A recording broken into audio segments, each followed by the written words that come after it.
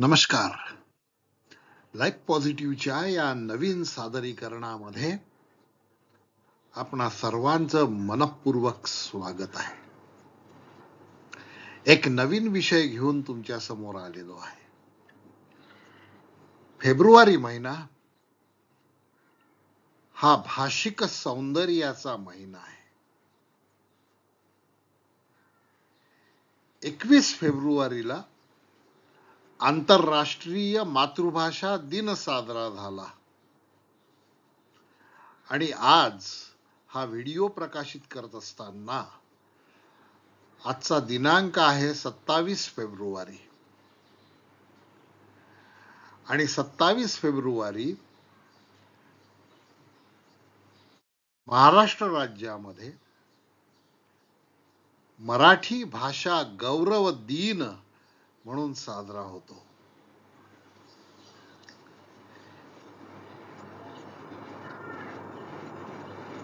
हे दोन मुद्दे घेऊन आपण एक मुद्दा सिद्ध करण्याचा प्रयत्न करणार आहोत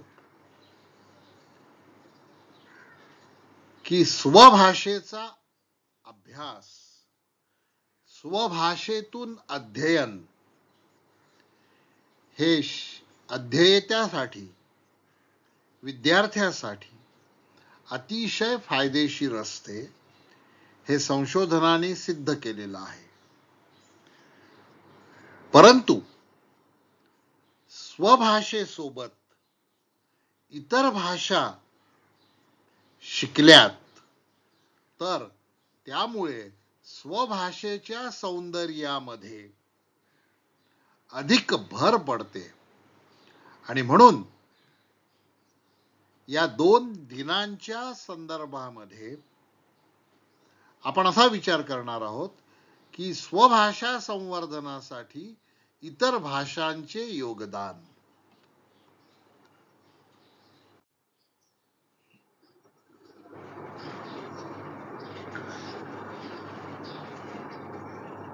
मातृभाषा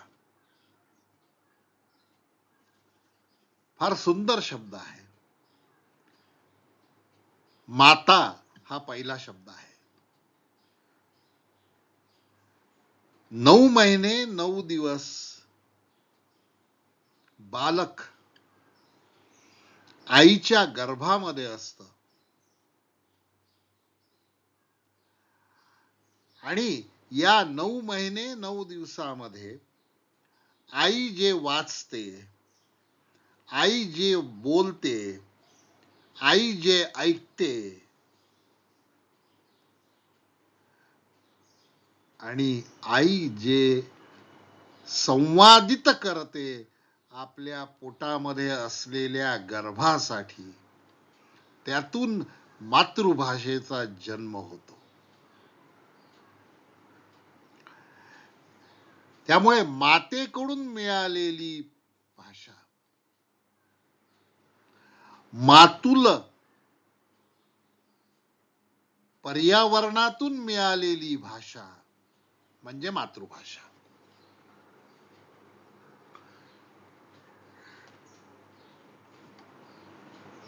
गर्व से कहो हम मराठी है असं बोलायला ठीक वाटतं, परंतु आंतरराष्ट्रीय मातृभाषा दिन जो 21 फेब्रुवारीला साजरा झाला, आंतरराष्ट्रीय स्तरावर साजरा झाला, त्या सादरीकरणातून आणि जागतिक संशोधनातून असे दिसून आलेले आहे की न वापरल्या गेल्यामुळे, वापर न झाल्यामुळे अनेक भाषा मृत झालेल्या आहेत आणि भाषांचं संवर्धन जागतिक पातळीवर व्हावं यासाठी युनेस्कोने 17 नोव्हेंबर 1999 पासून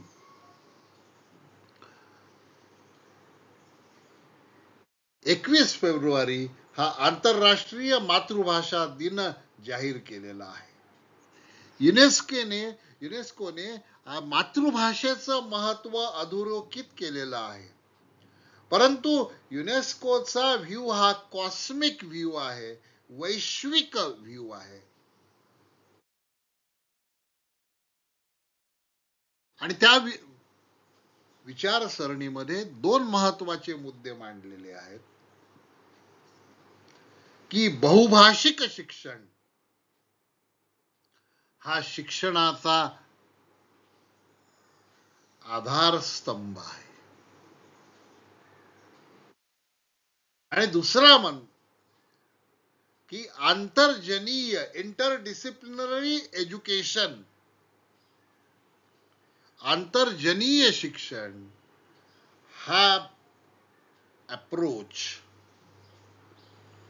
भाषेच्या संवर्धनासाठी अधिक चांगला आहे.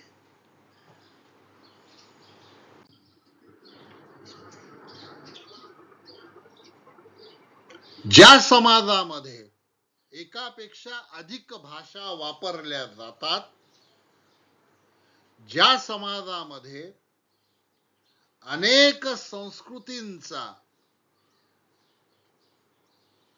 संगम असतो, तो समाज भरभराटीला जातो.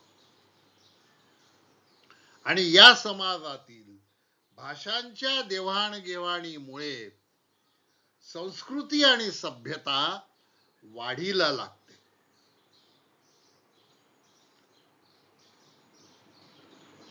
भारत हा असा बहुभाषिक आणि बहुसांस्कृतिक रंगसंगतीचा एक वैशिष्ट्यपूर्ण देश आहे. परंतु जागतिक पातळीवर मातृभाषेच्या बाबतीतली स्थिती फार उत्साहजनक नाही. अनेक भाषा नष्ट होत आहेत.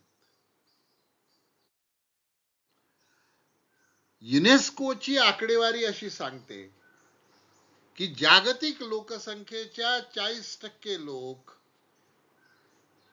त्यांच्या मूळ भाषेमध्ये, त्यांच्या मातृभाषेमध्ये शिकत नाही.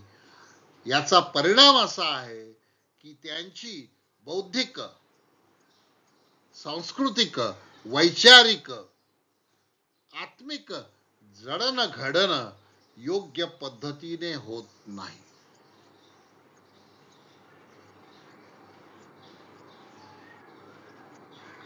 काही प्रदेशांमध्ये की ज्या लोकांना त्यांच्या मातृभाषेचा संपर्क आणि संसर्ग होत नाही, अशा लोकांचा आकडा काही प्रदेशांमध्ये 90% एवढा आहे. ही अतिशय चिंतनीय बाब आहे.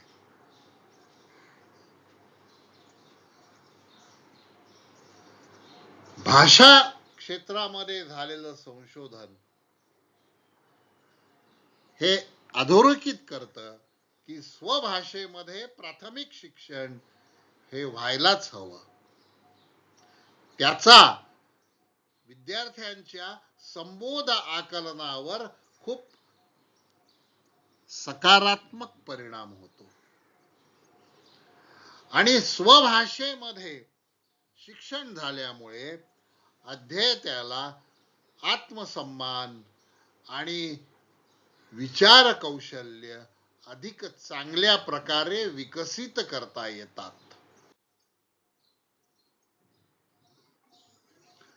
आंतरराष्ट्रीय मातृभाषा दिन सर्वप्रथम युनेस्को द्वारे घोषित केला गेला आणि त्याचं महत्व समजून युनायटेड नेशन्स च्या जनरल असेंब्लीने तो प्रस्ताव स्वीकारला. आणि या प्रस्तावा अंतर्गत अनेक भारतीय ग्रंथांचे अनेक विदेशी भाषांमध्ये भाषांतर झालेले आहेत. उदाहरणार्थ ज्ञानेश्वरांच्या भावार्थ दीपिकेचे 10 वरून अधिक भाषांमध्ये, परकीय भाषांमध्ये भाषांतर झालेली आहेत. रामदास स्वामींच्या दासबोधाचे 6 अधिक भाषांमध्ये भाषांतर झालेले आहेत, रूपांतर झालेले आहेत. तुकारामांच्या गाथ्याचे अनेक परकीय भाषांमध्ये रूपांतर झालेले आहेत. मराठी माणसासाठी, मराठी अस्मितेसाठी ही अत्यंत अभिमानाची गोष्ट आहे की त्यांची संत परंपरा आणि संत परंपरेतील वाङ्मय हे जागतिक पातळीवर पोचलं आहे. याचं कारण असं की वारकरी संप्रदायाने राम आणि कृष्ण यांचा योग्य मेळ घातला आहे. केव्हा राम वापरायचा आणि केव्हा कृष्ण वापरायचा हे वारकरी संप्रदायाला चांगलंच समजलेलं आहे. त्यामुळे वारकरी संप्रदाय हा या वारकरी साहित्याचा एक सेतू आहे आणि या सेतूच्या माध्यमातून निर्माण होणारं संत साहित्य देशाविदेशांमध्ये रूपांतरित होत आहे.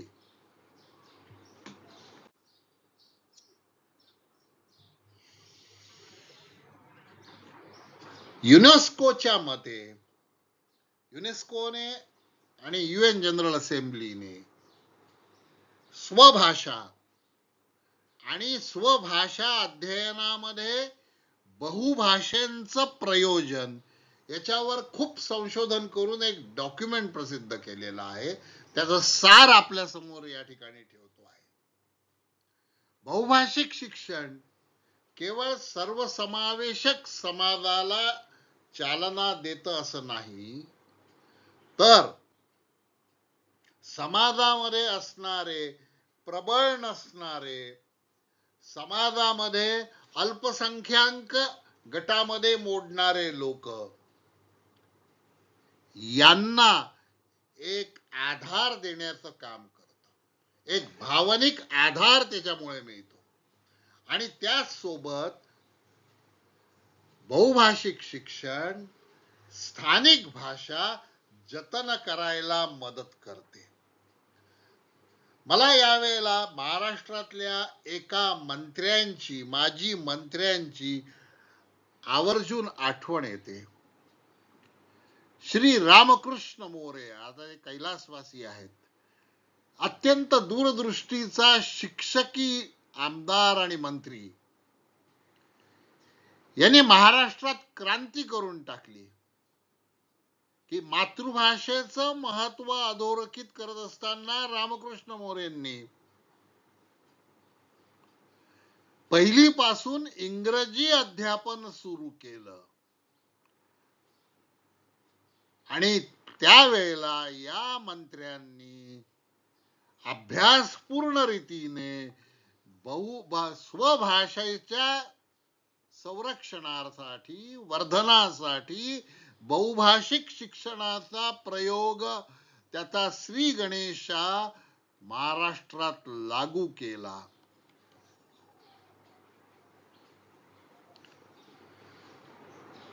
सर्व विद्यार्थ्यांना, सर्व व्यक्तींना शिक्षण आणि आजीवन शिकण्याच्या संधीमध्ये समान प्रवेश देण्यासाठी बहुभाषिक शिक्षण एक कॉर्नर स्टोन आहे असं युनेस्कोचं डॉक्युमेंट म्हणतं. युनेस्कोने बहुभाषिक धोरणे 2024 ही एक थीम निवडलेली आहे आणि त्या थीम मध्ये बहुभाषिक शिक्षण व शिक्षण आणि आंतरजनीय शिक्षण याचा आधारस्तंभ बहुभाषिक शिक्षण आहे असं या थीम मध्ये युनेस्को सांगते आहे. सर्वसमावेशक शिक्षण स्थानीय भाषांच्या संरक्षणासाठी अत्यंत आवश्यक आहे. युनेस्कोच्या मते विद्यार्थ्याचं शिक्षण त्याच्या मातृभाषेतून सुरू करायला हवं, परंतु मातृभाषेसोबत त्याला हळूहळू इतर भाषांचा परिचय करून देण्याची गरज आहे. त्यामुळे घर, समाज आणि शाळा या परिसरातील अनेक अडथळे दूर होतात आणि त्यामुळे प्रभावी शिक्षण सुलभपणे होते. युनेस्कोच्या याच धोरणाची महाराष्ट्र शासनाने फार पूर्वी दखल घेतलेली आहे आणि पहिलीपासून इंग्रजी हे धोरण लागू केलेलं आहे आणि आता गेले कित्येक वर्ष ते व्यवस्थितपणे राबविल्या जात आहे. याचा महाराष्ट्राला अभिमान आहे. मगाशी मी भाषा नष्ट होण्याबद्दल बोललो. युनेस्कोच्या त्या डॉक्युमेंटमध्ये, अत्यंत महत्वपूर्ण डॉक्युमेंटमध्ये, भाषा नामशेष होण्याची प्रक्रिया किती गतीने होत आहे ते सांगितलेलं आहे.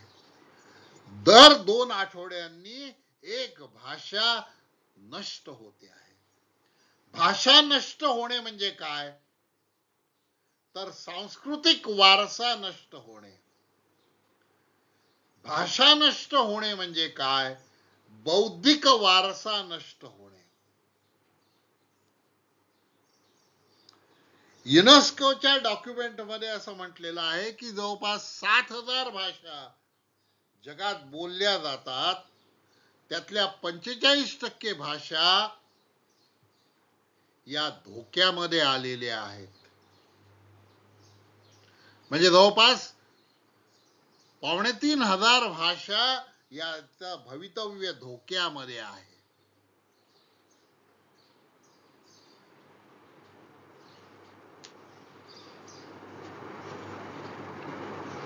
आपण केवळ काही भाषांनाच शिक्षण क्षेत्रामध्ये स्थान दिलेलं आहे.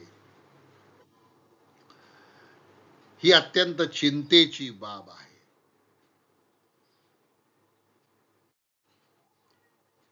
आणि आजच्या या डिजिटल युगामध्ये, संगणकीकरण, यांत्रिकीकरणाच्या युगामध्ये भाषांचा कोंडमारा होत चाललेला आहे. केवळ 100हून कमी भाषा वापरल्या जात आहेत.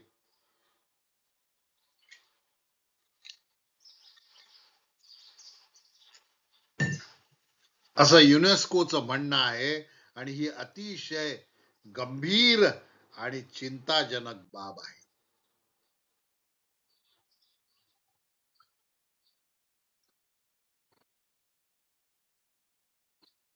आपण दुसऱ्या मुद्द्याकडे जाऊया.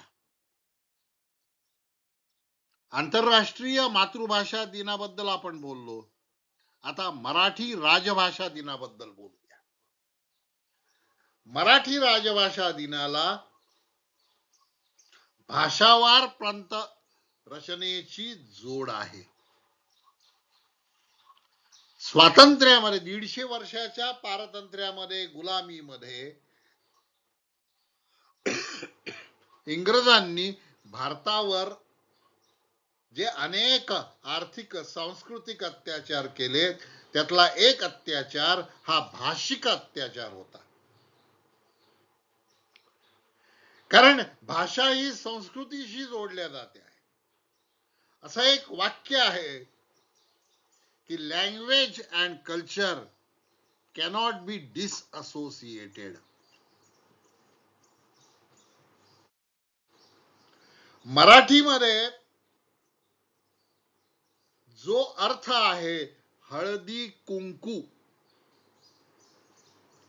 त्याला इंग्रजीमध्ये रूपांतरित नाही करता येत, कारण त्यातली भावना नष्ट होते. हळदी कुंकू हा मराठीमध्ये फार महत्वाचा शब्द आहे. इंग्रजीमध्ये त्याचं भाषांतर एका विचित्र माणसाने केलं आणि त्यांनी दिलं red and yellow powder ceremony. गोंधळाची परिस्थिती आहे. म्हणून मी तुम्हाला परत सांगतो की भाषा आणि संस्कृती यांची फारकत करता येत नाही. आणि भारताचं स्वाभिमानत्व, भारताचा सांस्कृतिक वारसा हिरावून घेण्यासाठी इंग्रजांनी भारतावर इंग्रजी राजली. त्यानं स्वातंत्र्यानंतर भारतीय भाषांना प्राधान्य देणं आवश्यक होतं. आणि यामध्ये प्रज्ञासूर्य डॉक्टर बाबासाहेब आंबेडकरांनी अत्यंत बुद्धिवादी आणि तार्किक विचार मांडले होते भाषावार प्रंतरचनेच्या बाबतीत. प्रज्ञासूर्य डॉक्टर बाबासाहेब आंबेडकरांनी अत्यंत तार्किक विचार मांडलेले होते. परंतु काँग्रेसची धोरण हे फार वेगळं होतं.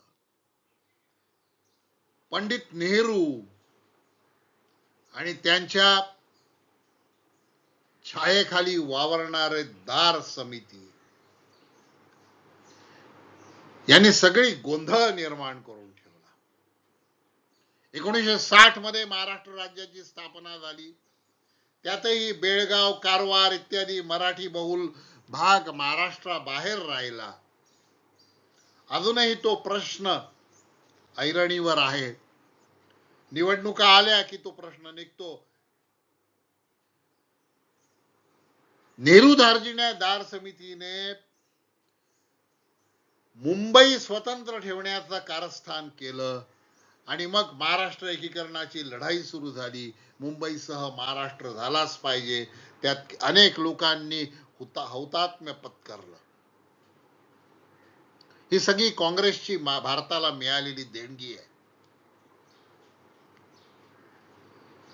1 मे 1960 ला महाराष्ट्र राज्याची स्थापना झाली. महाराष्ट्र राज्याने मराठीला राज्याची अधिकृत भाषा म्हणून घोषणा केली आणि तेव्हापासून 1 मे 1960 पासून 1 मे हा दिवस जसा महाराष्ट्र दिन म्हणून साजरा होतो, महाराष्ट्र स्थापना दिन म्हणून साजरा होतो, तसा तो दिन मराठी राजभाषा दिन म्हणून सुद्धा साजरा होतो. परंतु हळूहळू माणसाला विस्मृतीचं शाप आहे आणि मग विस्मृती व्हायला लागली. म्हणून सामान्य प्रशासन विभागाला महाराष्ट्र शासनाच्या 10 एप्रिल 1997 ला परिपत्रक काढून सगळ्या जनतेला अवगत करावं लागलं की आपली आत्मभाषा, स्वाभिमान भाषा, मातृभाषा ही मराठी आहे. आज 27 फेब्रुवारी, तसा 1 मे मराठी भाषा दिन आहे, तसा आजचा दिन हा मराठी भाषा गौरव दिन आहे. आणि हा दिन विष्णू वामन शिरवाडकर किंवा ज्यांना आम्ही कुसुमाग्रज या नावाने ओळखतो, त्यांच्या मराठी साहित्यातील चतुरस्त्र कामगिरीबद्दल, अष्टपैलू कामगिरीबद्दल, बहुमूल्य योगदानाबद्दल हा दिन महाराष्ट्र शासन, महाराष्ट्र राज्य, महाराष्ट्र राज्याची जनता साजरी करते.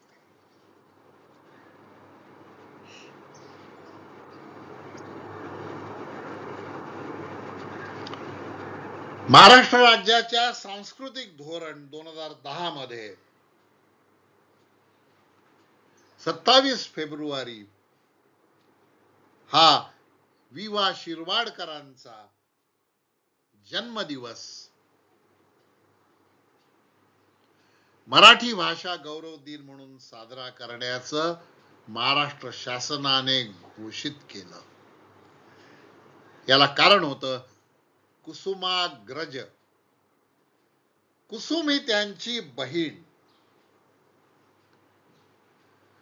आणि बहिणीचा ज्येष्ठ भाऊ अग्रज, अग्रे जाती ती अग्रजा, जो आधी येतो तो अग्रज. आणि कुसुमाग्रज या नाव निवडीमध्येच विवा शिरवाडकरांचं आपल्या भगिनी पोटी आणि मोठ्या आयामामध्ये सांगायचं झालं तर संपूर्ण स्त्री विश्वासाठी असलेली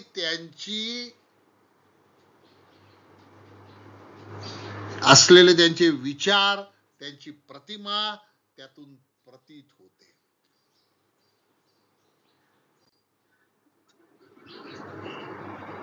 कुसुमाग्रजांनी मराठी कवितेला एका वेगळ्या उंचीवर नेऊन ठेवलं.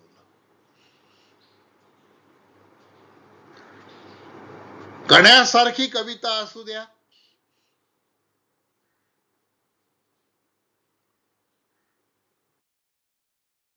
विद्यार्थ्याच्या भूमिकेत शिरून गुरु आणि विद्यार्थी यांच्या संवादामधून गरिबांचा आत्माभिमान त्यांनी दाखवून दिला. काय उंची आहे ती.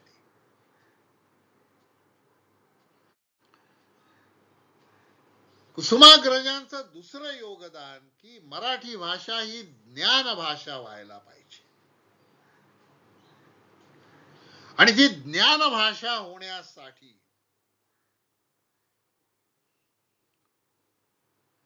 मायक्रोसॉफ्ट आणि गूगल विशेष प्रयत्न करतात आहेत. हेही कुसुमाग्रजांच्या जयंतीच्या दिवशी सांगण्यास मला अतिशय आनंद होतो आहे. यांत्रिक बुद्धिमत्तेच्या या जगामध्ये मायक्रोसॉफ्ट मध्ये काम करणारे अनेक मराठी तरुण आणि तरुणी आणि गूगल मध्ये काम करणारे अनेक मराठी तरुण आणि तरुणी या प्रोजेक्टवर काम करतात आहेत. हे आपल्याला सांगताना मला अभिमान होत आहे.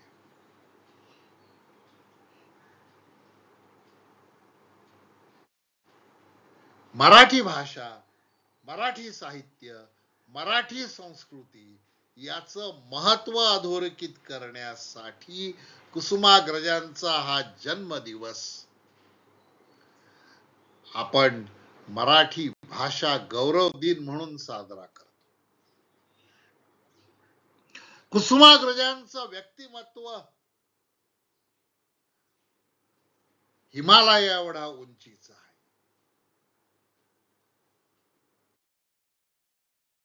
या तालिकेमध्ये आपल्याला त्यांच्या विविधांगी निर्मितीकाराची ओळख होती. 17 कविता संग्रह, संपादित कविता संग्रह 5, नाटके 17, एकांकिका 6, 3 कादंबऱ्या आणि अनेक स्फुट लेखन.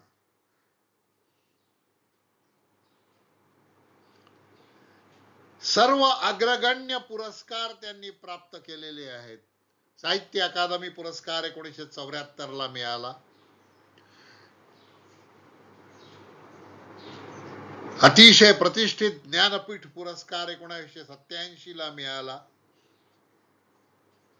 आणि भारत सरकारने त्यांच्या कर्तृत्वाचा गौरव केला, त्यांना पद्मभूषण देऊन. असे हे आमचे कुसुमाग्रज विवा शिरवाडकर.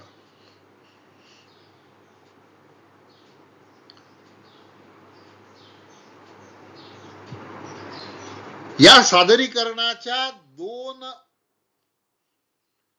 विषयांची सांगड घालण्यासाठी एक मुद्दा तुमच्या समोर मांडतो आहे. कुसुमाग्रजांच्या कविता संग्रहातील एक कविता संग्रह हा संस्कृत साहित्यावर आधारित आहे. आणि कुसुमाग्रजांच्या 17 नाटकांपैकी 2 नाटके इंग्रजी कलाकृतीवर आधारित आहेत. दुसऱ्या भाषेतील कलाकृतींचा वापर केल्यामुळे मनुष्य लहान होत नाही आणि भाषा लहान होत नाही. हेच कुसुमाग्रजांनी आपल्या कर्तृत्वातून दाखवून दिलेले आहे. आणि म्हणून माझं या सादरीकरणाचं शीर्षक योग्य आहे असं मला सांगावयाचं आहे. कुसुमाग्रज चिरंतन आहेत, संजीवन आहेत. याचा पुरावा त्यांच्या नावे दिल्या जाणारे पुढील पुरस्कार आहेत.